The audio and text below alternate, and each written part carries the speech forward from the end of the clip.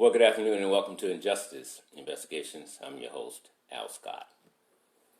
As always, we do thank you all for tuning in to today's show. Today we continue our coverage of the takedown of Grammy Award winner R&B singer R.Kelly. We'll get to R.Kelly a little later. There's some news coming out of Shreveport, Louisiana that we want to address first. The Shreveport rookie police officer Chateri Payne was executed on January the 9th, 2019, as she prepared to leave home to start her shift with the Shreveport Police Department. Chateri Payne was shot multiple times. She was a graduate from Southwood High School, hope I had that right, and she was engaged to be married. Her and Trevion Anderson shared a 2-year-old child together. And the night that Officer Payne was executed, the child was inside of the home when the mother was killed. Now, before Officer Payne left to start her shift with Shreveport Police, she left home to go and get her child and her fiancé, Trevion Anderson, something to eat. Little did she know that she would never make it to her job. Good afternoon, Miss Washington. Thank you kindly for tuning in this afternoon. Appreciate you. When she got ready to leave, someone opened fire. Shortly before that, she was on the phone with her grandmother. Again, she was shot multiple times. When the police arrived, they saw one of their very own on the ground. She was rushed to a local hospital where she was later pronounced dead. Now, her fiancé, Trevion Anderson, 26 years old, was home at the time of the attack. He tells police he heard the shooting. He got up, went out, saw a figure running in all black. He fired. Unfortunately, he missed. Well, a few days later, 26-year-old Trevion Anderson, Officer Payne's boyfriend, 38-year-old Glenn Firestone, and 21-year-old Lawrence Pierre II was arrested and charged with second-degree murder. Shreveport Police said her boyfriend, Trevion Anderson, is the one that pulled the trigger.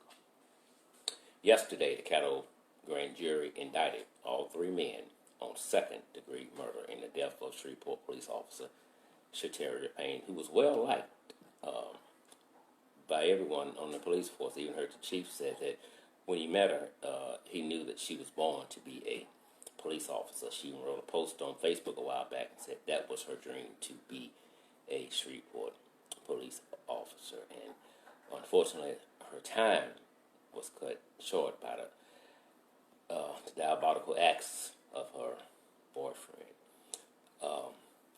And it's always sad when you hear that an officer has been shot.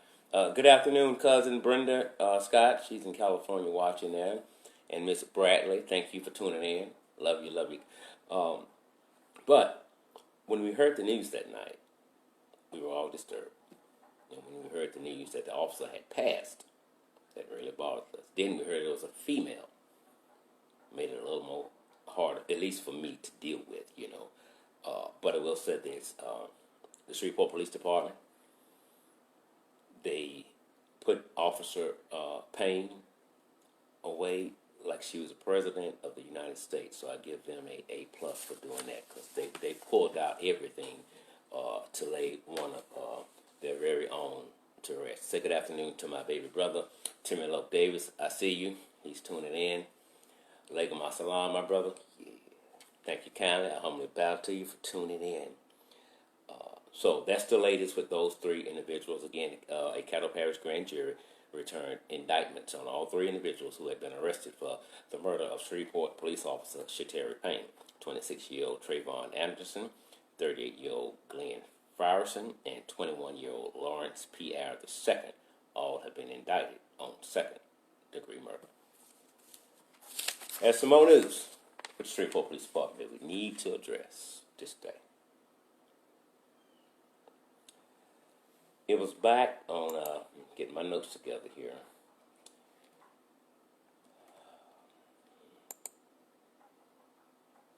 It's back on February the 6th of this year that a Shreveport police officer shot and killed a man. It was at the intersection of Hollywood Avenue and Kennedy Drive. The individual name is Anthony Childs. He was 31 years old at the time of his death. The officer alleges he was patrolling the area, and for whatever reason, he was attempting to stop Anthony Childs. The officer alleges that the individual took off running, and then he gave chase. Now, somewhere during the chase, allegedly, Childs turns around, vanishes a gun, and opens fire on the police officer. Okay? Now, follow me closely now. The officer alleges he gave verbal commands to drop the weapon. Childs fired at least one shot at the officer. He missed. Officer Brooks returned fire. He shot 8 times. 3 of those shots hit 31-year-old Anthony Childs. He was pronounced dead at the scene.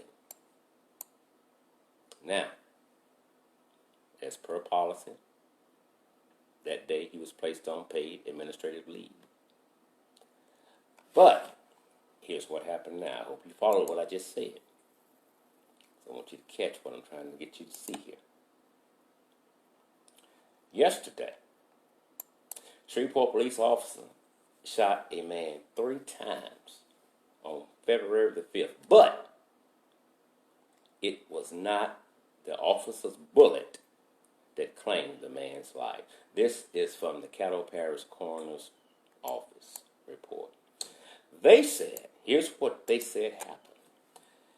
Rather, 31-year-old Anthony Childs was on a suicide mission, and he turned the gun on himself, 1 shot to the chest. Well,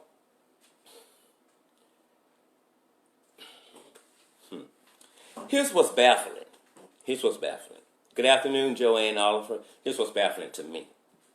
Now, when the story first broke,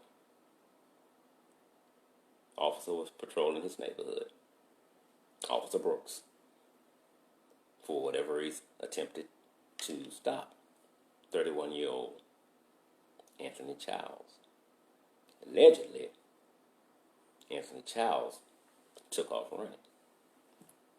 Allegedly, the officer got in pursuit. Allegedly, Anthony Childs turns around and vanishes a weapon. In the first report, it never says that he pulls the weapon and points it at the officer. It just says he vanished the weapon.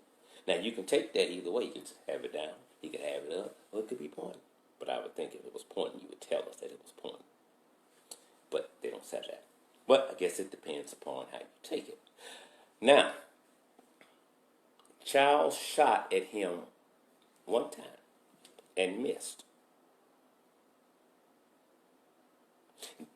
So I'm thinking after Childs missed, he took the gun and pointed it to his chest and shot his damn self. That's what I'm thinking happened. Yeah. Sounds logical. Bullshit. I believe this report like I believe the Grand Wizard of the Ku Klux Klan has a dream of his white daughter saying I do to a black man. If this ain't police cover-up, I don't know what the fuck is. This is earthly ridiculous that you can kill a man as long as you have on a badge and a gun on your hip. you can tell the public and his family whatever the hell you want to tell them, whether they believe it or not. Oh, well, big deal. This is what the coroner said happened. Well, coroner, I think you're lying. I think you're full of bullshit. That's not what happened. And then you say, well, we found marijuana and methamphetamines in his system. Point. What did you find in the officer system? I do not believe for one damn minute that Anthony Childs turned around and turned the gun on himself. If you play this video back when it's over, and if you didn't catch what I was trying to get you to catch at first, because if I tell you everything, you'll never get it on your own. Because I don't want you to think I'm lying. Everything you hear me say, go and do your research. Because I could be wrong sometimes. It happens. But I'm not wrong here. Now, if he shot one time, no, if he shot twice, why you didn't say he shot twice? When it first happened, you say he shot once at the officer. You never said, then he turned the gun around and BOOM! He shot himself. You didn't say that. You didn't say that at first. The story that we're getting now is something totally different from what you all said happened at first. I think there's some police cover-up. I think an outside agent needs to come in and investigate this case because I'm just not buying it. I'm just not buying it. I mean, it makes no earthly damn sense. And then we always have to bring up the fact that he had drugs in his system, so he wasn't thinking clearly. Well, it looks like a lot of your police officers nationwide that don't have drugs in their system, they still are not thinking clearly. It's bad enough you kill a person, and then you come back and you do character assassination on him. And then you say he turned around and he shot his damn self.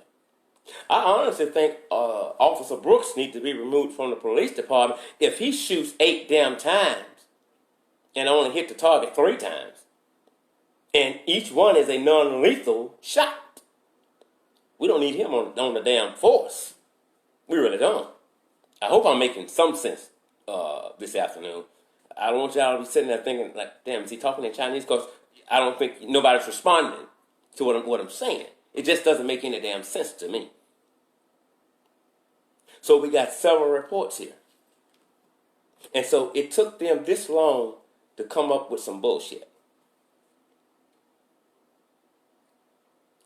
Character assassination. And you just disrespect his family. Joanne Oliver says, I thought he shot at the police once if 9 shots were fired. If he shot himself with the first shot and Brooks shot 8, okay, those were 9 shots. I can't argue. That's it. That's it in a nutshell. So you can see the discrepancies here. I just don't think the brother killed himself. I just don't think. So the 3 shots that allegedly hit 31-year-old Anthony Childs were fired from a distance. Okay, so what I'm getting from them is that if the shots are fired from a distance, they're probably going to be non-lethal shots. Well, I know for a fact that the police officer are trained to kill and not wound. So if he shot 8 times, he hit him 3 times, and they were non-lethal shots. I guess because he was, again, as I said, a distance away. He couldn't get his target.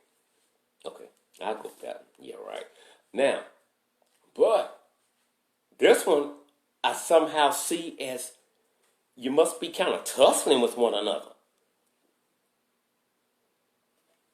for him to shoot himself. I just don't believe it. I just do not believe the story. The story is not adding up. And it's time we stop letting, as my brother Timmy Loke always says, we have to stop letting people piss on our backs and tell us it's raining. And when we really know it's pissed. I have a feeling that this case is far from over. I don't buy it. This is bullshit. This is bullshit. I just do not buy it. All right. Let us go on to our topic. Things like that, I know I get a little loud. I get loud because I get pissed off. And I'm like, you're insulting our intelligence. That you can go and conjure up any damn story you want to. And then the public has to accept it or not. So when we have the coroner to come and lie for the police, I wonder how many other times has the coroner came and did what? Damage control, which means lying for the police. Tranquilla Smith says, why did he shoot multiple times if the first shot killed him? That was supposed to be the self-inflicted wound. Somebody's been paying attention. Why keep firing if he heard only one shot and one shot in the chest that killed? Miss Smith, you just preached. You just preached. That's it. People are paying attention to what's going on. They're not just going to sit down and leave this alone. It's just, I don't give a damn if Anthony Childs was a gangbanger and he was notorious with it. If it's an outright murder, then it needs to be treated as such.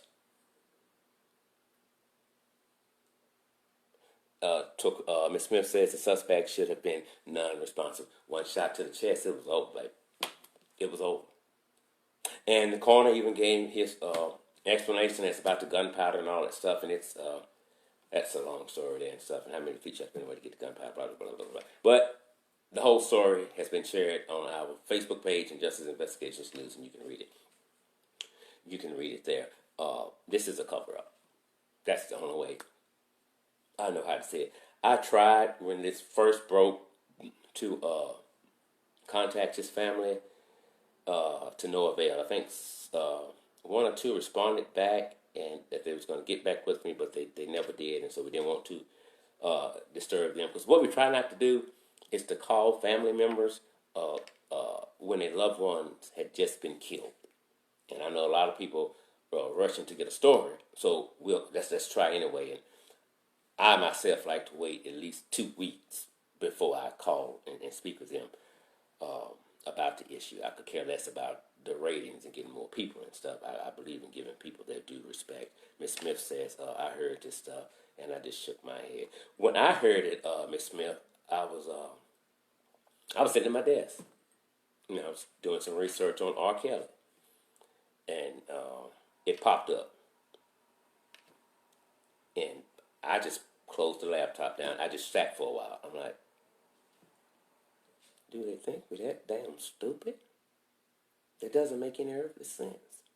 Just like when the white girl in Virginia is handcuffed behind her back, somehow she gets a gun, shoots herself in the mouth, commits suicide.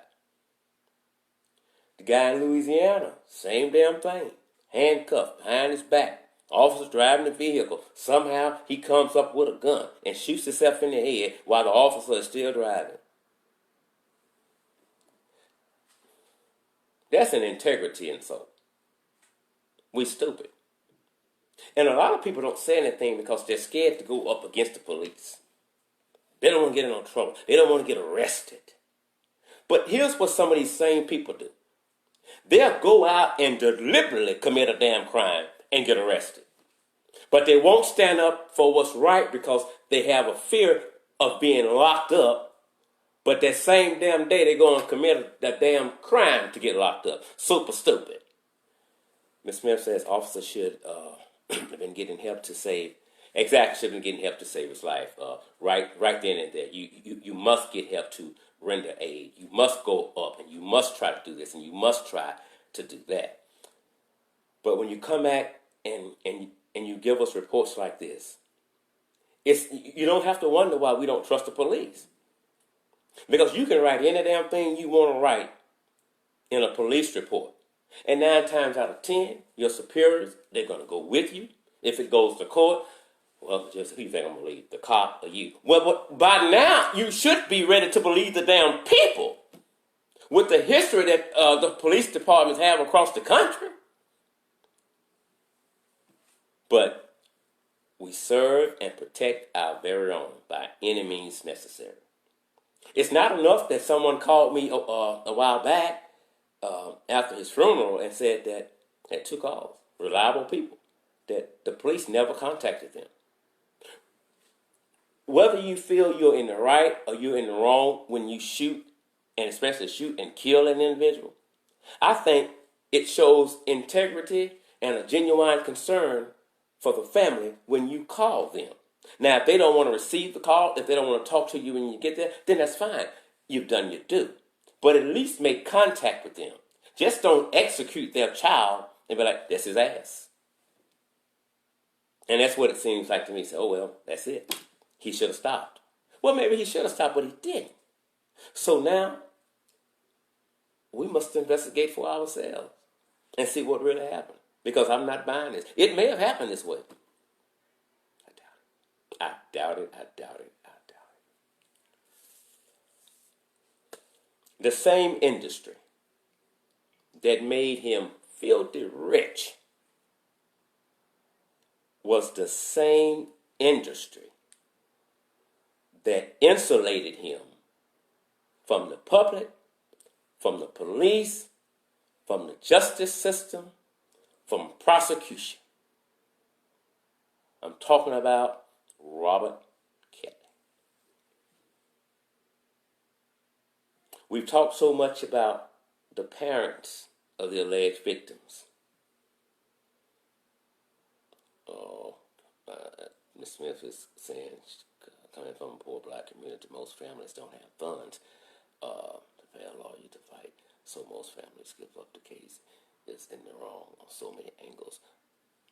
I like the way you think, Ms. Smith. You know what?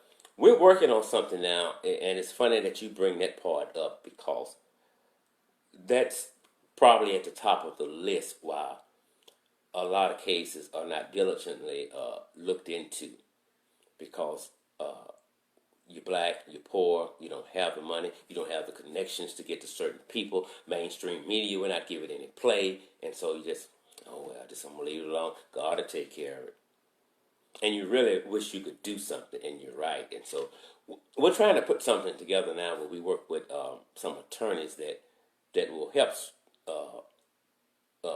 people such as who are not financially secured seek justice, whether they can pay or not. And I'm not talking about a nickel and dime attorney. I'm talking about some attorneys that have a history of fighting the system. So we're trying to put together something like that. And it's funny you would bring that up. I totally agree with that. Good afternoon, Williams. Thanks for tuning in. Now, in 2000, let's see, we had Michael Jackson, Celine Dion. There were so many people that worked with R.Kelly. So many people that R.Kelly wrote and produced songs for. So which means he's pretty hot now, but back then, untouchable. Everything the brother touched turned to gold.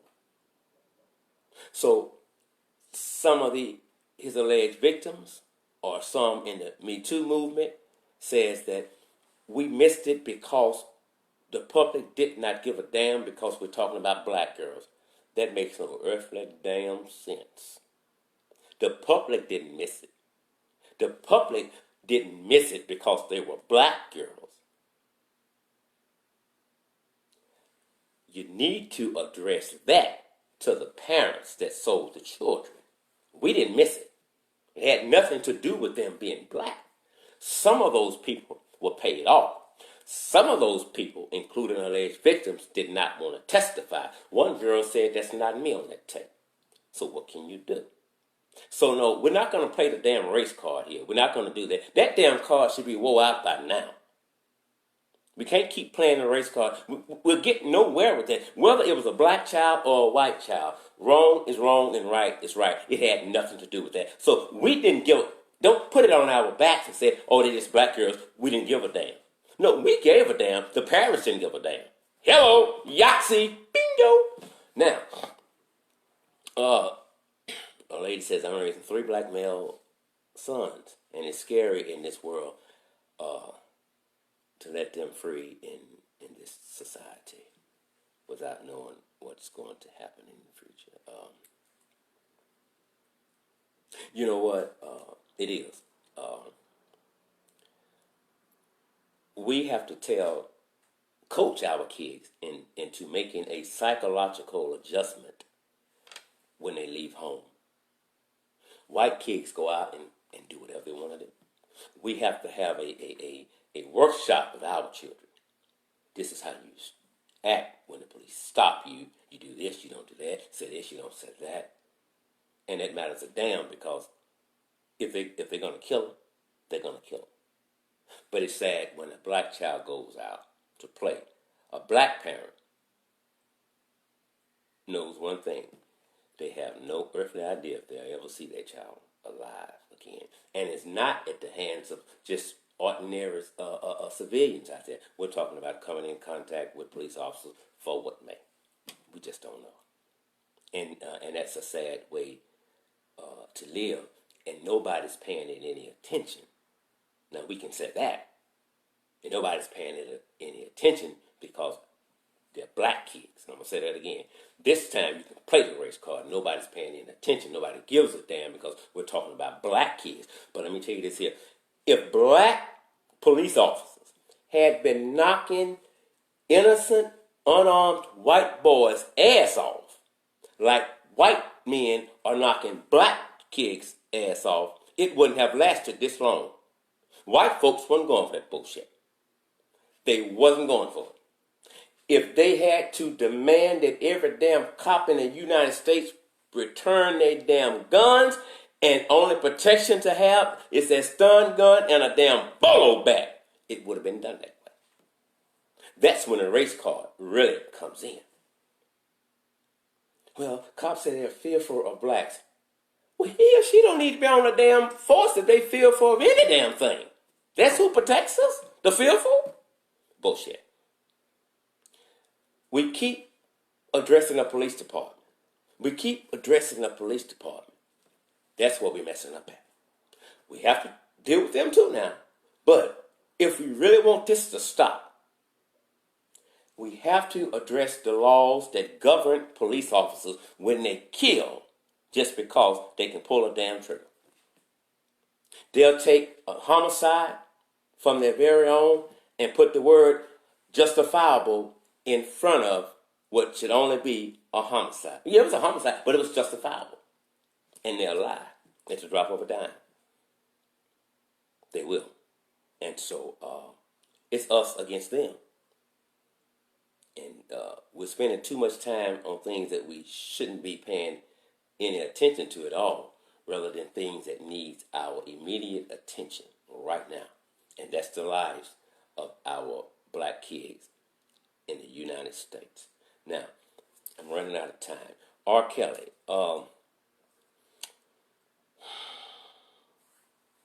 made them big bucks. So here's what the industry said back then. Don't touch R.Kelly. I don't give a damn about them kids. I don't give a damn. R.Kelly was told when his first broke, getting ready for trial, when he was writing the song, Ignition. R.Kelly, you can't bring that out right now. You're in the midst of a criminal case. I mean, sexual abuse against underage girls. You don't want to do Ignition. Disobeyed, made him. Let's do it, get it out there. And it was a success. And then other people began to call Kelly. And then the money began to come in. So R. Kelly, back then, yes, without a doubt, he was untouchable. And no matter how bad the publicity got pertaining to R. Kelly himself would always find some tranquility when he went into the studio. Because when he went into the studio, he did his thing. In that field, we know that he is a genius in that field, because everything he touched turns to gold. And people in the industry, they knew that. You had Michael Jackson back then, Celine Dion. You had many, B2K, all boy band that came out. They was had a hit in 2003 thanks to R.Kelly featuring P. Diddy. So when R.Kelly was touching this and touching that, everything was turning to gold. And so if everything is turning to gold, you're going to get to certain media outlets. Leave it alone. Don't bring it up. Whoever needs to be paid off, pay them off. Pay them off. Pay them off. Because it's kind of like friends with benefits. R. Kelly in the music industry, right? And a lot of times, before the case ended in 2008, it wasn't R. Kelly that was paying these people off. It was the music industry, the recording industry that had a tight bond with R. Kelly. They was making him rich and he was making them richer. So pay him off, don't show up. Pay him off, tell him you forgot.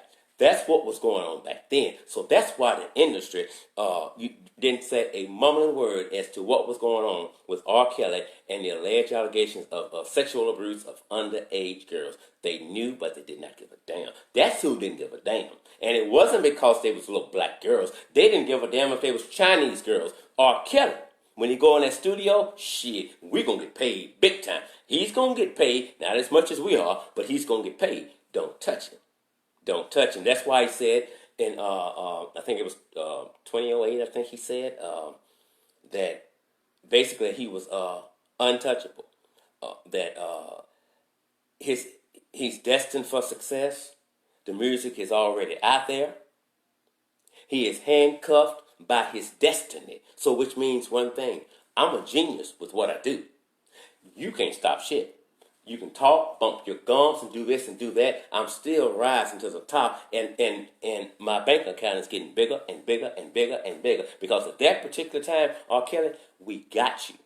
They insulated R. Kelly, and they insulated him well. But now watch this. For more than 2 decades, the industry said nothing about R. Kelly's sexual allegations about underage girls. Kelly was bringing in big bucks, and no one was willing to do anything to interrupt what was going on. Whatever Kelly wanted, he got. Whether he paid for it or somebody else paid for it, his name is R. Kelly. Give it to him. R. Kelly, you don't need to worry about this legal issue. We'll take care of this here.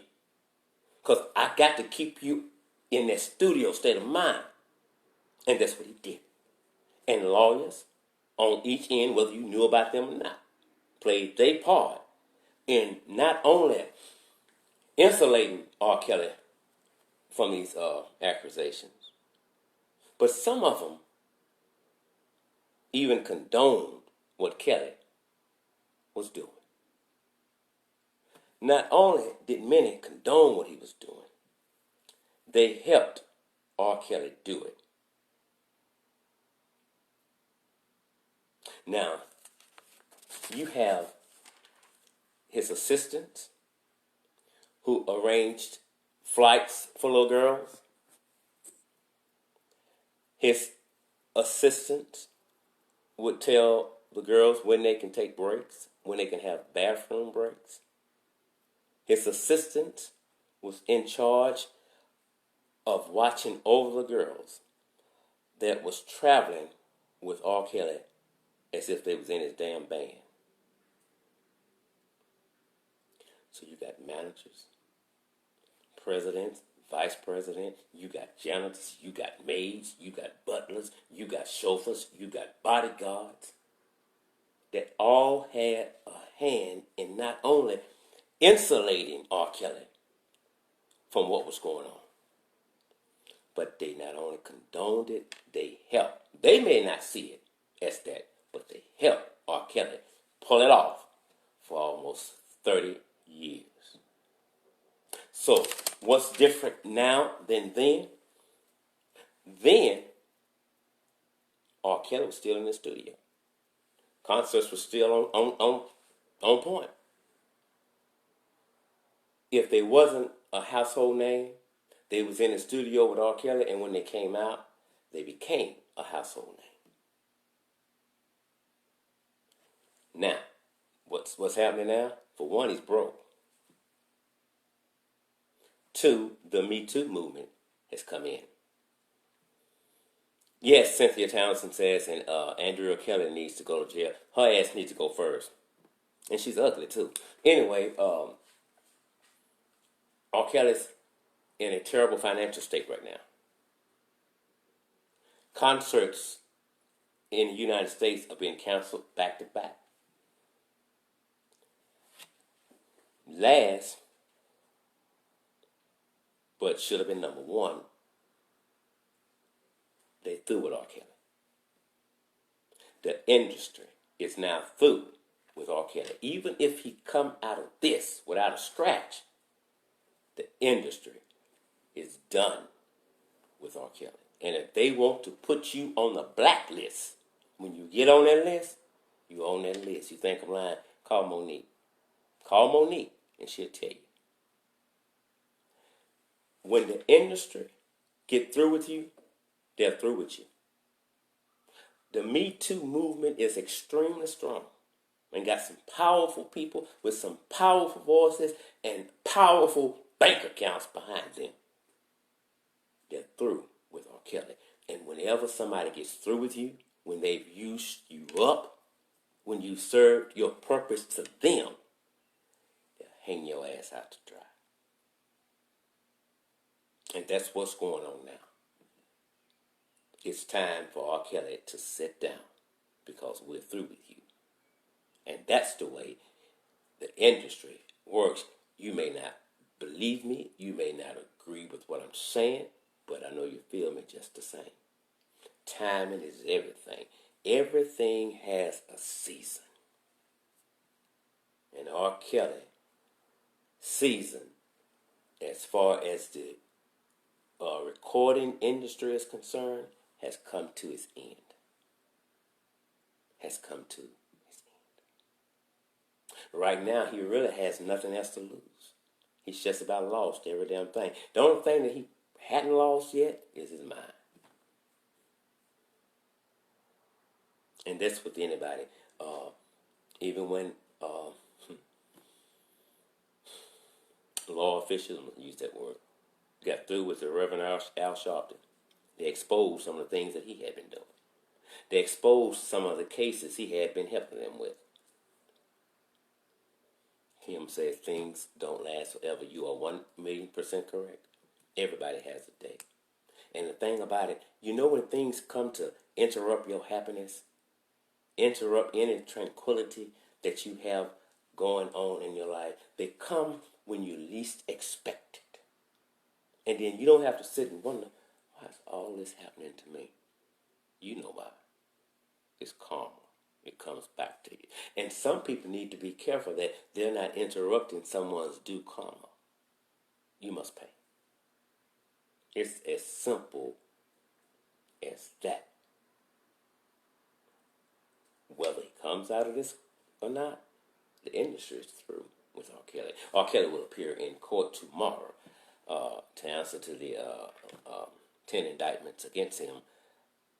And he will also, his lawyer will also ask the court to give R.Kelly permission to leave out of the country so that he can go and perform some concerts. Ms. Townsend says, think you can make some music. You think he can make some music?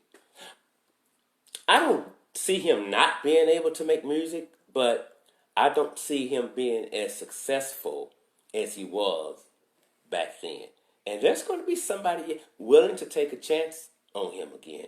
It's probably going to be a record label that lost more than they gained, so to say, but he won't have a damn choice, because when they're through with you, they're through with you. Now, I told you, don't let him come back. Because what we have to realize is with NFL players, basketball, the industry, music industry, these are just bought and paid for people, whether you're black, white, Chinese, or whatever. They're bought and paid for people. And they become hoes. The ones that's signing the check are the pimps. And that's the way life is. That's, Ms. Smith says, why they waited to expose him. R. Kelly's been exposed. This is nothing new. This has been going on for like 30-some years. But so many people kept protecting him and kept just leave it alone, leave it alone, leave it alone. But it's time. It's time. R. Kelly once was beneficial to the music industry. But you know what R. Kelly is to the music industry today? He's a liability. And so, liabilities, I can't deal with you, bro. You have to go. If you get hurt on my job and you still want to, oh no, I can't do it. I can't do it. So, the same industry that helped make him rich is now saying, we're done, because he is a liability. Okay, I'm going to answer this question from Kim. She says, how can he pay child support? Now, here's the thing about that. If they tell him tomorrow that no, we're not going to give you permission to leave and go perform concerts, and these concerts were there before these allegations came up now, so keep that in mind. If they tell him that, what they're doing, they're tying his hands so he can't make money, which will not be legal in my eyes, because if he don't work, he can't pay child support, and he can't pay other bills, and he can't pay his legal bills. Hell, he can't survive himself. So he's R. Kelly. There's no way he can go. No, that people don't know him. It's just like they just recently did with Mystical. Oh yeah, you can go here and you can go there. You can go outside of Louisiana, but you must have your bodyguard with you at all times, and your attorney must call and tell us where you're going, when, and how long you're going to be there, and when you're coming back. So if you're for right, I would just say yes, he has to go. If you want to pay bills. He's got child support. But if they say no, then it means one thing. We don't give a damn. We're just going to lock him up. So now if you're saying that, you're hurting R. Kelly. But you're hurting his kids worse, because you're being diabolical in your thinking. I'm going to get this motherfucker. And that's not the right thing to do, because as my friend Ronnie Morris said the other day, he said, if the judge really was thinking about the kids when he locked them up a couple of weeks ago, he wouldn't have done it, because he could have taken the $60,000, which was better than zero. He didn't go to the court empty-handed. He had $60,000 cash. The judge didn't want it. Hello, Shirley. Thanks for tuning in. So if they deny R. Kelly permission to leave tomorrow, then not only they're hurting Kelly, but they're hurting the kids worse. So if you're for justice, if you're taking an oath to do the right thing, then that would be the right thing to do. Because if he don't make money, then he can't eat. So with a lot of concerts in the United States being canceled, he has to go wherever he can go to make some money. I am always glad that you all tune in to today's show.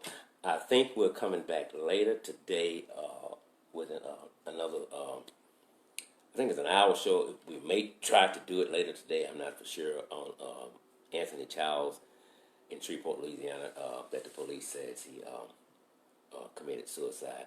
Good afternoon, Jacqueline Hall from Houston, Texas. Tell everybody in Texas I say hello and I'm on my way back. Please, Jacqueline. Thank you kindly.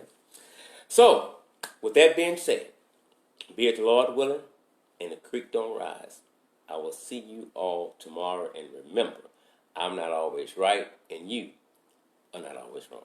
We'll see you on the radio.